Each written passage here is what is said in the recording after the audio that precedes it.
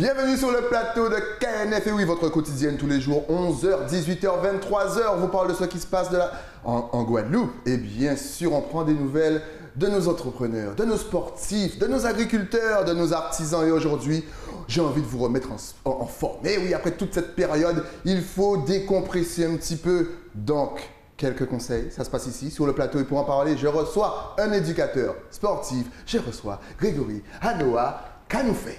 Eh ben nous bien potents et nous en forme. Eh mais je vois ça, tu es svelte. Il faut que tu rendes les téléspectateurs comme toi.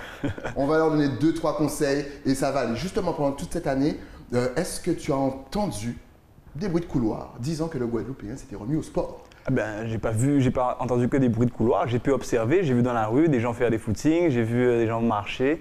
J'ai vu pendant le confinement notamment, dans mon quartier, beaucoup de gens qui se sont mis au sport et je les avais jamais vus et c'était mes voisins. C'est extraordinaire. Donc, il paraît justement que le sport aide, juste dans cette période un petit peu où il y a le virus qui traîne, que ça peut nous aider justement à renforcer nos défenses immunitaires. Est-ce que c'est vrai aussi? Bien entendu, c'est-à-dire que le corps est toujours stimulé avec l'activité physique, donc on renforce nos défenses immunitaires, on tombe moins souvent malade et on se sent mieux au quotidien. Est-ce que l'alimentation doit suivre aussi? On rappelle que tu es éducateur sportif. Est-ce que lorsqu'on vient te voir, on va parler bien sûr de Coevol tout à l'heure, est-ce que quand on vient te voir, tu donnes des conseils de nutrition? Oui, systématiquement, parce que si on n'a pas la bonne alimentation, ça peut contrecarrer un peu les plans au niveau sportif. C'est-à-dire que, par exemple, pour une perte de poids, si j'ingurgite plus de calories que ce que je dépense, même si je fais du sport, ça ne va pas suffire à atteindre mon objectif. Donc forcément, quand les gens viennent, on fait un petit point sur l'alimentation et on leur donne des conseils qui vont dans le sens de leurs objectifs. Excellent. Et justement, est-ce que tu peux nous donner là comme ça un petit conseil sur l'alimentation? Que faut-il manger par exemple à midi? Quel est le repas type du midi et quel est le repas type du soir? Est-ce que par exemple le soir, comme on dit le souper, est-ce qu'une petite soupe ça suffit? Eh bien, il n'y a pas un repas type. En fait, déjà, il faut prendre en compte ce qu'on aime. Ouais. C'est déjà une première chose. Par contre, il faut essayer d'avoir un repas le plus équilibré possible, donc essayer d'avoir des légumes le plus souvent possible, voire à tous les repas, je veux dire le midi et le soir. Essayer d'avoir une portion de viande ou de poisson et avoir des féculents, mais pas forcément tout le temps, c'est pas nécessaire tout le temps. Ok, alors là encore, au niveau de la quantité, parce que je pense que beaucoup de personnes se diront, mais je mange beaucoup de légumes, mais est-ce qu'il faut prendre un plat super rempli, par exemple, de légumes, ou est-ce qu'il y a vraiment une quantité à respecter pour que notre corps arrive à assimiler tout ça? En fait, c'est personne dépendant. Il y a des gens qui ont un gros appétit, il y a des gens qui mangent moins. Après, si on a un objectif physique, j'ai envie de dire, qui est lié au sport, forcément, quelqu'un qui veut prendre de la masse musculaire ne va pas manger de la même manière que quelqu'un qui veut perdre du poids. Donc, ce qu'il faut quand on veut prendre de la masse musculaire, c'est engranger des calories, c'est-à-dire on va manger beaucoup plus de féculents. Quand on veut perdre du poids, on va essayer de diminuer la portion de féculents. Mais ce qui est très important, c'est d'essayer de limiter au maximum tout ce qui est sucre rapide, les sucres raffinés, le jus, les boissons gazeuses, etc. etc. Vous avez entendu? Il faut supprimer tout ça. Et justement, mon petit conseil de feignant, je dirais, quelle est la technique vraiment pour maigrir, mais rapidement? Que faut-il faire? Est-ce qu'il faut faire par exemple du gainage? Est-ce qu'il faut faire du vélo? Est-ce qu'il faut courir? Est-ce qu'il faut nager? Est-ce que tu as un exercice type qui, franchement, est bénéfique à tous les coups? Alors, déjà, il n'y a pas forcément la nécessité de maigrir. On a cette recherche perpétuelle de vouloir maigrir, des fois sans qu'il y en ait vraiment besoin. Okay. Il n'y a pas d'exercice précis pour pouvoir maigrir. Par exemple, si je prends quelqu'un qui n'aime pas du tout courir, même si courir, ça fait dépenser beaucoup de calories, mais si je prends quelqu'un qui n'aime pas du tout courir, il va se démotiver et il ne va pas atteindre ses objectifs parce qu'il va arrêter son entraînement en cours de route. Donc il faut essayer de trouver ce qui intéresse la personne. Il faut essayer d'accrocher en fait cette chose-là. Si c'est quelqu'un qui aime beaucoup faire du vélo, si c'est quelqu'un qui aime beaucoup courir, ou si c'est quelqu'un qui aime faire des choses un peu variées, on peut essayer de construire un programme où on va alterner des phases de cardio, de course ou de vélo avec du renforcement musculaire. Ce qui fonctionne le mieux, selon moi, pour avoir quelque chose d'harmonieux, c'est de mélanger un peu de cardio et un peu de renforcement musculaire. Et pourquoi? Parce que quand on perd du poids, on a tendance à avoir les muscles qui se relâchent si on ne fait pas du renforcement en complément. Donc le mieux, c'est d'associer les deux. Et pour répondre à ta question, est-ce qu'il y a quelque chose pour maigrir vite? Mais pourquoi maigrir vite? Prenons le temps, essayons de faire les choses à notre rythme et puis on va voir qu'on aura les résultats dans les temps qu'il faut. Mais tu sais déjà, on est en 2021, on a envie de migrer. Nous, on veut un résultat rapide. Nous sommes impatients. Justement, ça tombe bien, je rebondis sur ça. Est-ce que souvent, tu as des clients qui viennent te voir et ils te disent, ouais, j'ai envie de maigrir, j'ai envie de perdre ça. Et là, tu leur dis, non, mais franchement, là, vous avez vraiment, comment ça s'appelle déjà, l'IMC. Vous avez vraiment un bon poids pour votre taille, vous n'avez pas besoin de maigrir et peut-être que tu donnes des conseils différents. Alors, systématiquement, toute l'année, je vois des personnes avec différents profils comme celui que tu viens de décrire. Ouais. Par contre, je n'utilise pas l'IMC parce que si je me fie à cette donnée, je vais avoir des résultats faussés. Okay. Donc, je fais des mesures de bioimpédancemétrie qui me donnent la masse grasse et la masse musculaire. Pourquoi? Parce que quelqu'un qui fait 60 kg et qui fait 1m70, on peut avoir une autre personne qui a exactement le même poids, la même taille. Donc, ces deux personnes auront la même IMC. Ouais. Mais par contre, s'il y en a une qui a une masse grasse plus élevée, elle n'aura pas le même corps.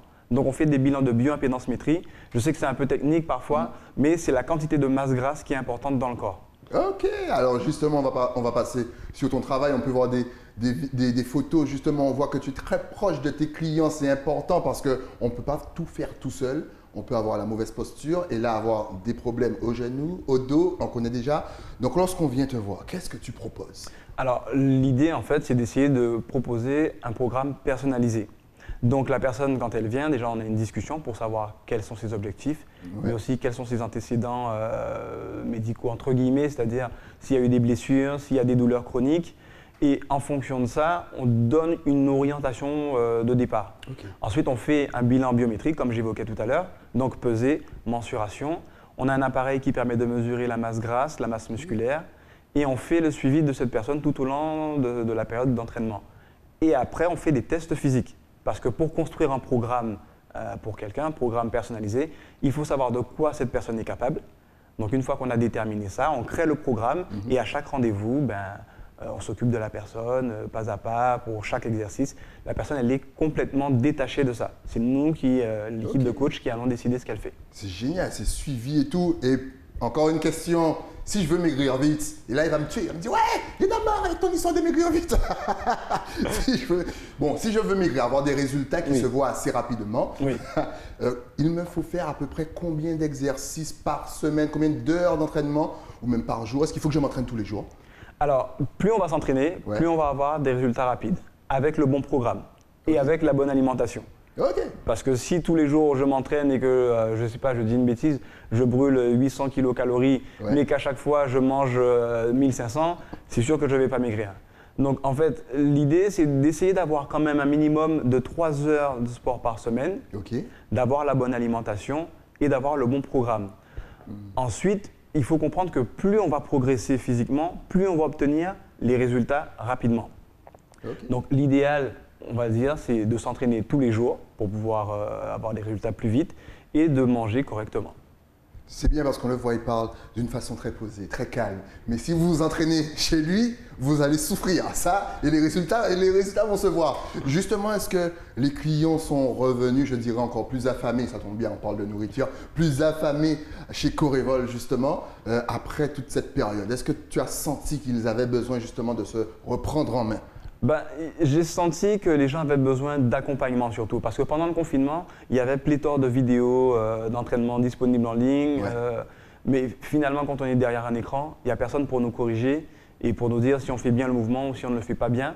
Et donc du coup, les gens ont eu ce regain d'envie de faire du sport, d'autant plus que pendant le confinement, beaucoup de personnes ont mangé plus que… Exactement, plus que de raison. Exactement. Donc du coup, j'ai senti ce besoin d'être accompagné pour non seulement retrouver de la motivation, parce qu'être seul et se motiver soi-même, c'est difficile, en tout cas sur la durée. Et ensuite, il y a aussi ce côté accompagnement pour le côté alimentaire, parce qu'en 3 mois, on a pris ou repris de mauvaises habitudes. Et du coup, on a besoin d'être aiguillé pour pouvoir corriger toutes ces petites choses. Alors, on va faire un petit point sur Corevol déjà.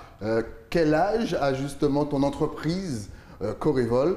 Et comment est-ce que tu as fait des études pour ça? Est-ce qu'il faut se spécialiser pour devenir comme toi? On sait qu'on a énormément de personnes qui adorent le sport vraiment et qui aimeraient faire du sport leur métier. Donc, comment faire si on veut devenir comme toi?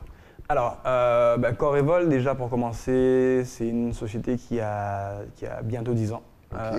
L'année prochaine, 10 ans. la salle à 7 ans. Donc j'ai commencé en faisant du coaching dans les salles et à domicile. Et oui, comme tu le dis, j'ai fait une formation spécifique à l'université de Créteil, donc un DUST des métiers de la forme. Il faut savoir qu'il y a le BPGEPS souvent qui est proposé, ou alors des formations comme le DUST des métiers de la forme qui permettent d'accéder à ce métier. Okay. Et ce que j'aurais donné comme conseil, en fait, c'est déjà de choisir la bonne formation pour le bon profil, entre guillemets, mais surtout de bien comprendre ce qu'on aime, en fait. Il y a des gens qui aiment faire du sport et donc qui se disent « je veux en faire mon métier ».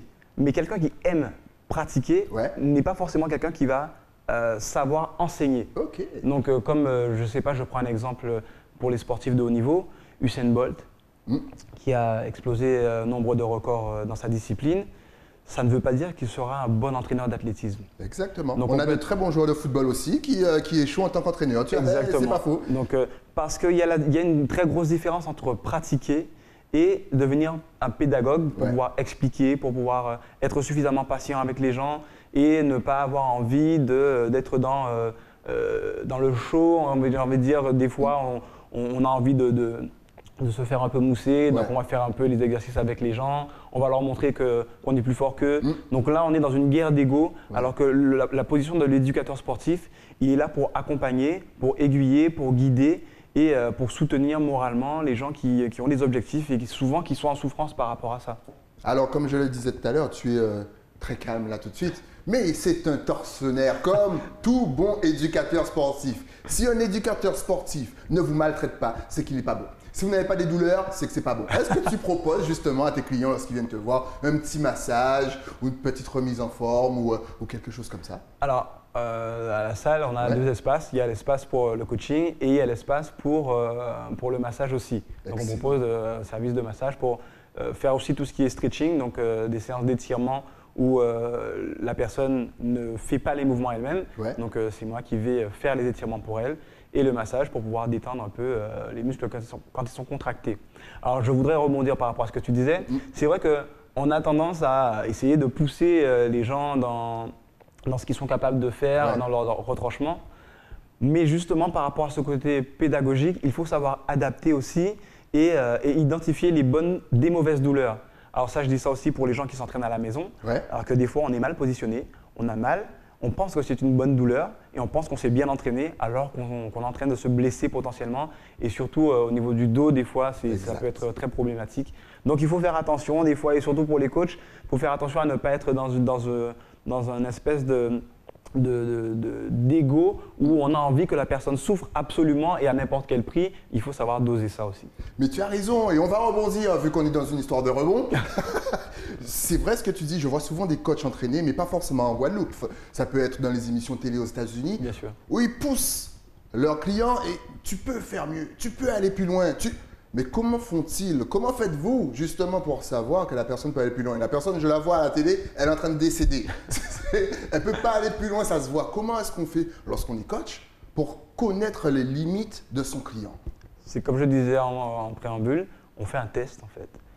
On fait un test pour pouvoir évaluer la capacité de la personne. Et à partir du résultat du test, on sait à quelle intensité on peut emmener cette personne. Donc, même pour la préparation physique, c'est comme ça qu'on fait même dans les clubs de haut niveau. Si on n'a pas évalué la capacité physique d'une personne, ça veut dire qu'on va y aller à tâtons, on va aller au pifomètre. Et donc du coup, on risque de blesser la personne, on risque de lui faire mal, on risque de la dégoûter. J'entends des fois des gens qui vont s'entraîner, qui sortent de là très mal, qui ont des vomissements, des choses comme ça. C'est pas synonyme d'un bon entraînement, ça en fait. On s'est fait mal, mais pas forcément de la bonne manière. Donc pour pouvoir savoir jusqu'où on peut aller avec quelqu'un, il faut faire un test et au fur et à mesure qu'elle progresse, il faut surtout l'observer en fait, pour savoir que là c'est une barrière physique, donc elle peut pas faire plus, ou alors c'est une barrière psychologique, elle a l'impression qu'elle ne peut pas faire plus, et là c'est là qu'on rentre dans quelque chose de subtil. Comment faire comprendre, comment rassurer la personne pour qu'elle ait envie d'aller chercher plus loin. En fait. C'est tout l'art en fait, du coaching, j'ai envie de dire. Excellent, j'ai envie d'aller chez lui, j'ai envie de faire du sport là, je suis chaud. Justement, on voit le petit t-shirt Corrival, Workout and Chill, on va rappeler ce que c'est le workout pour celles et ceux forcément qui ne parlent pas forcément anglais? Ben, workout, c'est l'entraînement en fait.